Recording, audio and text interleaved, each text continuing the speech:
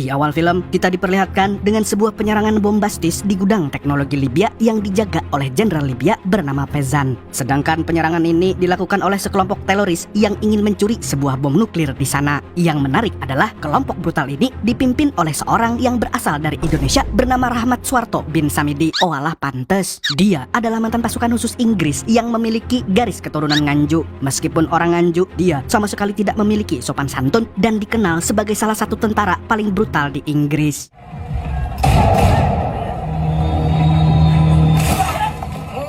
Kemudian kita kembali diperkenalkan dengan sosok legend yang tidak lain adalah Barney Ross. Dia terlihat sedang mengunjungi rumah si botak Lee Christmas. Namun Lee ternyata sedang cekcok dengan pacarnya yang bernama Gina alias Megan Fox. Dan kebetulan Gina juga merupakan anggota The Expendables angkatan baru. Tidak heran kalau dia berani berdebat dengan Lee yang dikenal sebagai orang botak paling brutal. Fuck you! Setelah adu bacot dengan Gina, Lee memilih ikut bersama Barney yang mengajaknya minum beras kencur di bar langganan. Akan tetapi Barney memiliki tujuan lain di mana dia ingin mengambil cincin kesayangannya dari seorang preman bernama Jumbo. Usut punya usut, Barney sempat mabuk dan terlibat perjudian lalu kalah taruhan dari Jumbo.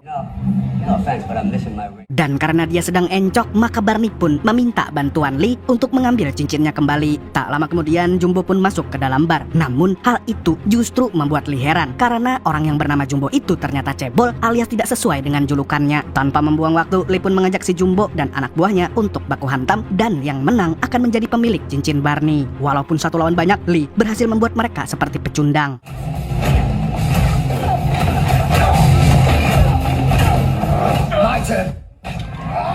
Dan berkat kebrutalannya, cincin Barney pun kembali ke tangan yang tepat. Di waktu yang sama, Rahmat Suwarto masih membrutal di Libya. Meskipun mereka sudah membantai sebagian pasukan jenderal, namun masih ada beberapa penjaga yang masih hidup. Rahmat pun tidak peduli ada berapa banyak penjaga di sana karena dia pasti akan menghabisi mereka semua.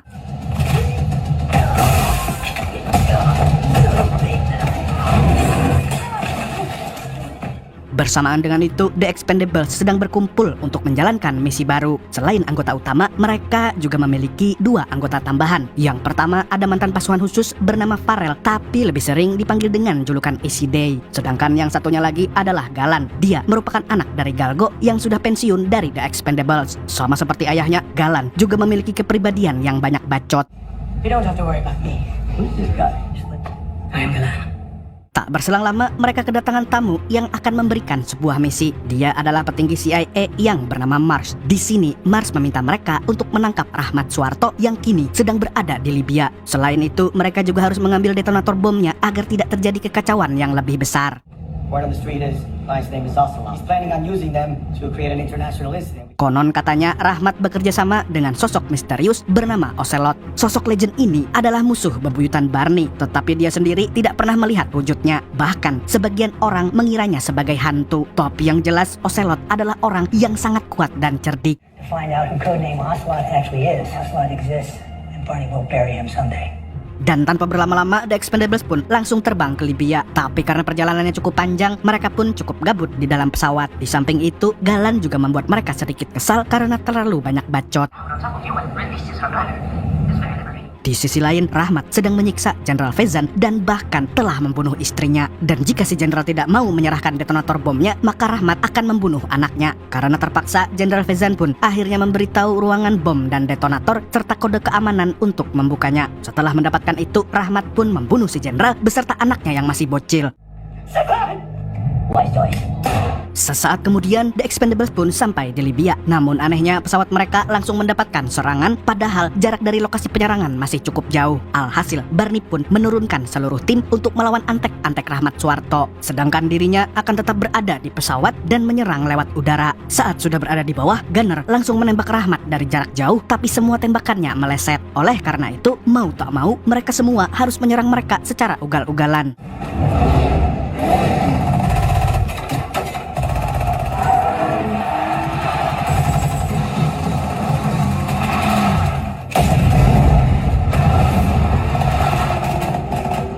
Dalam waktu singkat, The Expendables mampu menghabisi sebagian besar anak buah Rahmat. Namun, mereka masih kesulitan untuk menangkap si Jamet karena mobilnya yang anti peluru. Selain itu, bala bantuan Rahmat terus berdatangan sehingga para Expendables terpaksa baku tembak lagi.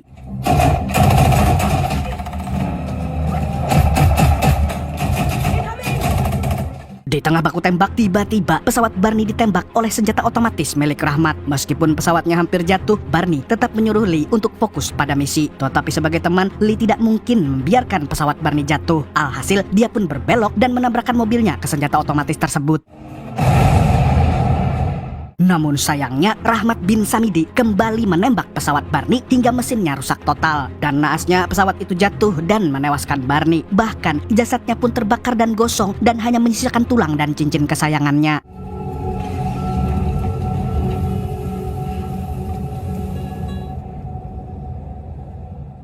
Keesokan harinya, The Expendables pun mengenang sosok Barney Ross yang sudah mereka anggap seperti saudara sendiri. Momen ini pun membuat Lee sangat bersedih, apalagi dia adalah sahabat terdekat Barney. Dan saat sedang berkabung, tiba-tiba Gina duduk di depannya untuk mengucapkan bela sungkawa. And Lee. You know Barney wouldn't want to watch himself. Tapi tak berselang lama, Mars datang dan merusak suasana tersebut. Mars mengatakan kalau Lee telah dipecat dari Expendables karena dia adalah orang yang bersalah atas gagalnya misi kemarin. Padahal Barney sudah memberi perintah untuk fokus pada misi. Namun Lee malah berusaha menyelamatkannya dan usahanya pun gagal. Menurut Mars, Lee tidak hanya bersalah tapi juga berpotensi untuk balas dendam kepada Rahmat yang sudah pasti akan merusak misi lagi. Dan sebagai gantinya, Gina juga akan naik jabatan menjadi kapten di Expendables karena dia memiliki kemampuan taktik yang luar biasa. Suka tidak suka, Lee pun harus angkat kaki dari tempat tersebut.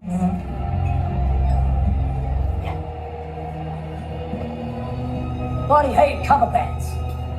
Setelah dipecat dari The Expendables, Lee harus menganggur padahal dia masih punya cicilan vario. Karena tidak mau hidup sebagai sampah masyarakat, Lee akhirnya melamar pekerjaan menjadi pengawal pribadi. Tidak butuh waktu lama, dia langsung diterima sebagai pengawal selegram gembul yang sehari-hari kerjaannya hanya party dan mabok es campur. Awalnya Lee merasa biasa saja, tapi lama-kelamaan selegram itu semakin menyebalkan dan sering merendahkan wanita. Melihat itu, Lee pun menghajarnya saat dia sedang live streaming di TikTok.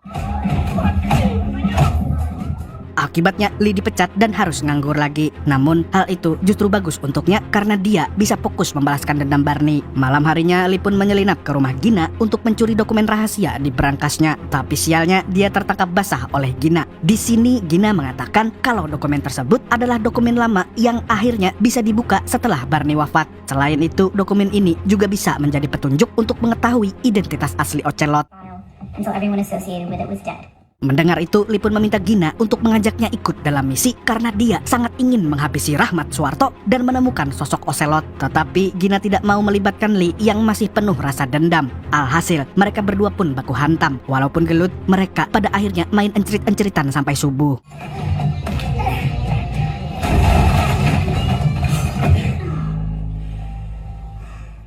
Setelah puas bermain, Lee memberikan sebuah pisau kepada Gina untuk dibawa saat misi berlangsung. Lee sangat sadar kalau dia tidak bisa ikut, jadi dia berharap pisau tersebut bisa mewakilinya. Namun ternyata pisau itu telah ditanam GPS karena Lee berniat untuk menyusul Gina dan timnya.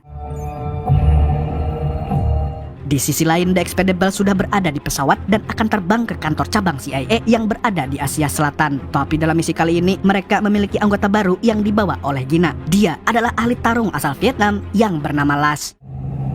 Saying what's up with your ears. Di samping itu, ada satu anggota yang berubah total sejak kematian Barney. Dan anggota tersebut adalah Galan. Biasanya dia banyak bacot di pesawat, tetapi kali ini dia terlihat bersedih dan tidak berbicara sama sekali seperti seorang introvert. Tanpa membuang waktu, Mas dan asistennya yang bernama Russo langsung menjelaskan misi baru mereka. Misi ini akan berlokasi di tengah laut karena Rahmat CS berencana untuk meledakkan bom nuklir di dekat Rusia. Tujuannya adalah karena Ocelot ingin menciptakan perang dunia ketiga. Dan agar itu tidak terjadi, maka The Expendables harus segera melumpuhkan Rahmat dan mengambil alih detonatornya. Tracking en route to the Russian coast of Vladivostok. The remaining nuclear materials needed to construct a viable. Mars dan Russo juga telah menyiapkan rencana cadangan di mana mereka akan bernegosiasi dengan Rahmat. Mars yakin kalau Rahmat akan memintanya untuk membebaskan anak buah Ocelot yang bernama Liong Bai yang kini sedang dikurung di penjara antah berantah milik CIA. Dalam menjalankan misi ini, Expendables juga akan dibantu oleh Mars yang akan turun gunung bersama mereka. Setelah semuanya jelas, mereka semua pun langsung tancap gas.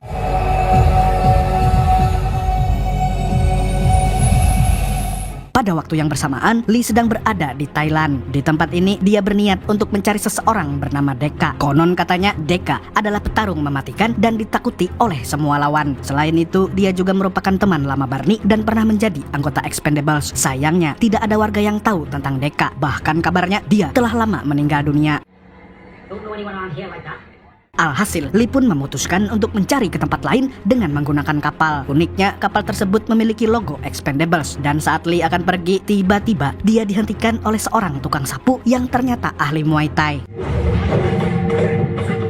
Tapi kemudian dia terkejut saat melihat cincin Barney yang ada di jari Lee. Terlebih lagi setelah dia tahu bahwa Barney telah meninggal dibunuh Rahmat Suwarto. Dan akhirnya dia pun mengaku kalau dirinya adalah Deka dan memutuskan untuk membantu Lee dalam menebus dendam kematian Barney. Mereka berdua lalu berlayar mengikuti arah GPS. Di dalam pelayaran, Deka bercerita kalau dia pensiun karena dia tidak mau membunuh orang lagi. Dia merasa bahwa setiap kali membunuh hatinya menjadi tidak tenang. Agar bisa mendapatkan ketenangan, maka Deka harus berhenti total dari dunia pergelutan.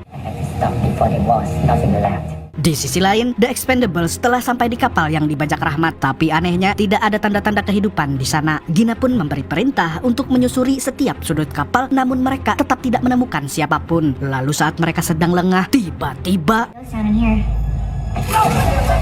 alhasil mereka pun tidak bisa berkutik karena dikepung dari segala penjuru. Anak buah Rahmat lalu melucuti semua senjata Expendables dan mengurung mereka di kapal tersebut. Saat dikurung, para Expendables saling mencurigai satu sama lain. Mereka menduga kalau rencana penyergapan ini telah dibocorkan oleh seseorang. Dan selagi mereka berdebat, tiba-tiba tangan kanan Rahmat yang bernama Bo Bin Paijo masuk ke ruangan itu. Dia kemudian memukul Mars dan membawanya ke hadapan Rahmat. Take him. Di sini, Rahmat memaksa Mars untuk membebaskan Liong Bai dari tahanan. Dia juga sudah menghubungi Russo agar prosesnya bisa dipercepat. Karena jika tidak, maka Rahmat akan menghabisi semua Expendables termasuk Mars. I can get you the authority. Di lain pihak, Lee dan Deka sudah sampai di dekat kapal. Namun sayangnya Deka tidak ikut naik dan memilih untuk pulang saja. Lee pun bisa memaklumi keputusan tersebut. Akhirnya dia naik ke kapal dengan seorang diri. Dia lalu menyelinap secara diam-diam. Tapi sialnya dia malah ketahuan oleh salah satu jamet. Alhasil Lee pun membrutal sebelum waktunya. Lee kemudian masuk ke dalam dengan sangat tenang sambil melacak keberadaan rekan-rekannya. Tapi karena penjagaan di sana sangat ketat, dia pun tidak punya pilihan lain selain membrutal dalam senyap. Hebatnya, dia bisa membantai banyak penjaga tanpa menimbulkan suara berisik.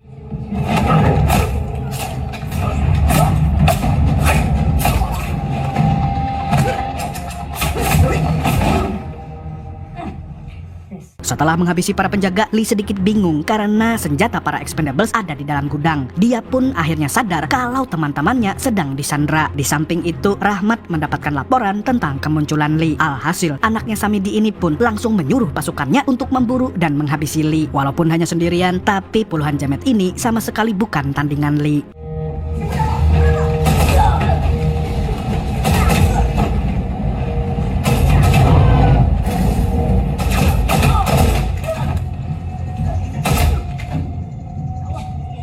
Kemudian dengan cerdiknya, Lee mencuri salah satu motor bersenjata di sana lalu ugal-ugalan di dalam kapal. Dia pun menjadi semakin sulit untuk dikalahkan.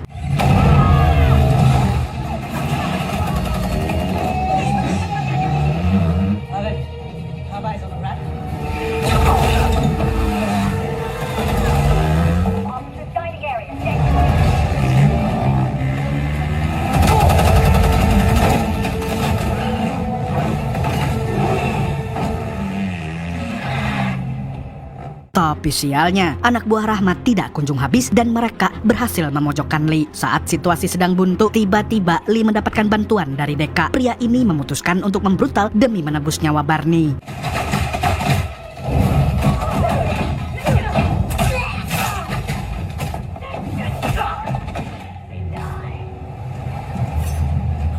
Lee pun sangat terkejut dengan skill bertarung Deka. Dia benar-benar hanya mengandalkan pisau dan bela diri meskipun semua lawannya menggunakan senjata api.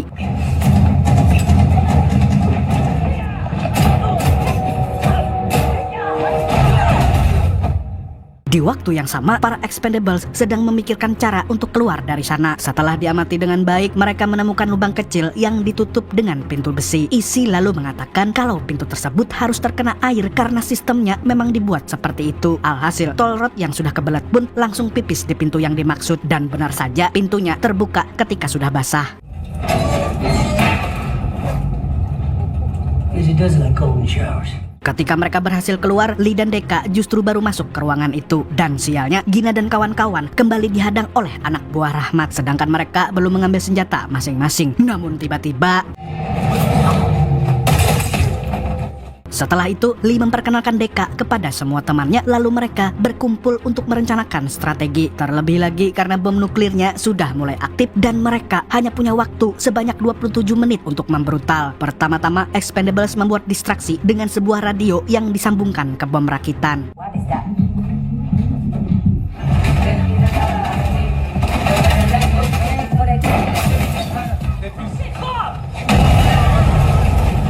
Saat bom sudah meledak, Lee dan kawan-kawan pun muncul dan langsung menghabisi musuh dengan gaya dan senjata masing-masing.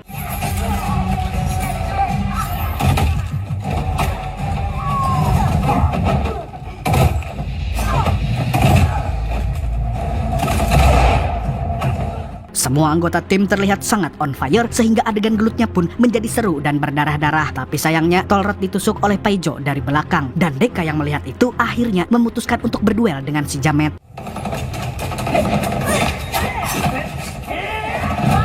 Tidak sendiri, Deka juga dibantu oleh Las, si petarung dari negeri Nguyen. Alhasil, Paijo pun ketar-ketir dan berakhir tewas dengan sangat mengenaskan.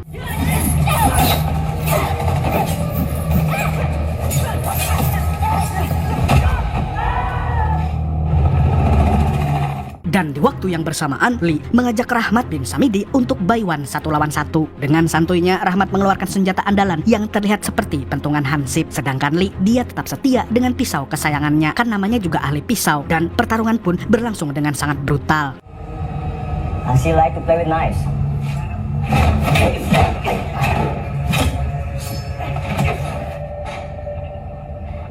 Lee cukup kewalahan saat menghadapi Rahmat karena Jamet itu menguasai jurus silat yang sulit ditebak. Tetapi berkat kecerdikannya, Lee mampu melihat celah dan berhasil membacok Rahmat dengan kapak.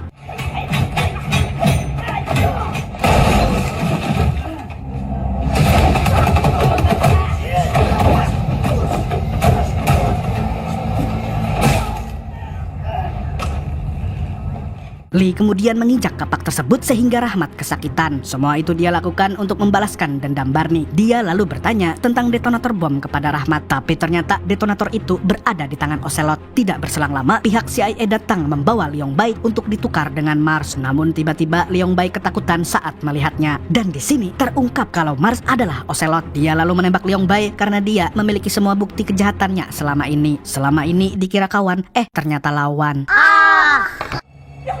Bye. Melihat itu, Lee dan kawan-kawan pun sangat marah. Selama ini, ternyata mereka selalu menjalankan rencana Ocelot. Sebelum menghabisi Mars, Lee pun membunuh Rahmat terlebih dahulu. Kemudian, dia menembak helikopter Mars dengan senapan roket sehingga dia tidak bisa kabur dan tidak punya pilihan lain selain mematikan bomnya. Tapi sialnya, Mars justru membuang pemantik bom tersebut. Selain itu, dia juga mengerahkan semua pasukannya untuk menghabisi para Expendables.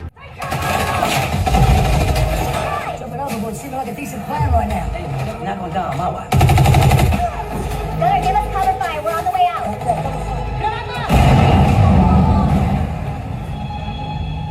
Karena amunisi mereka tinggal sedikit dan kondisi Toll Road semakin memburuk, akhirnya Deka mengusulkan ide untuk kabur dari sana menggunakan kapalnya. Untuk mengalihkan perhatian, Gunner pun membuat beberapa ledakan agar pasukannya bisa turun ke kapal Deka dengan selamat. Saat semuanya sudah turun, Lee justru memutus tambangnya. Dia memilih untuk mengorbankan diri karena bom sebentar lagi akan meledak. Lee pun menyuruh timnya untuk pergi sejauh mungkin, sedangkan dia akan menghentikan kapal besar tersebut supaya ledakan bomnya tidak membahayakan umat manusia.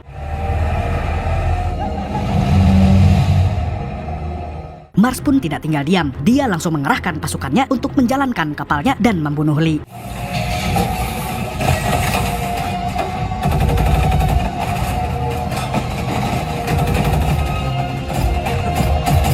Ketika Lee sudah pasrah, tiba-tiba ada serangan misterius yang menewaskan semua jamet. Mars yang tinggal sendirian akhirnya mengajak Lee untuk berduel 1 lawan 1. Tapi saat pergelutan akan dimulai, tiba-tiba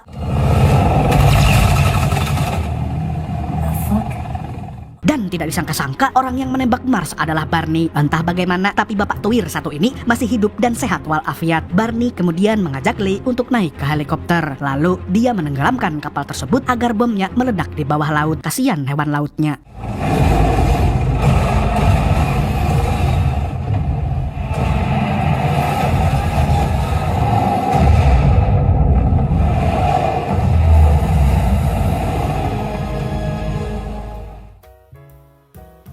Di akhir film, para Expendables kembali berkumpul di bar langganan mereka sambil merayakan kedatangan Barney yang bangkit dari kubur. Di sini, Barney menceritakan kalau dia sempat terjun sebelum pesawatnya meledak dan mayat yang ada di pesawat itu adalah jasad si Jumbo. Dengan kata lain, Barney sudah memiliki rencana untuk memalsukan kematiannya. Tamat.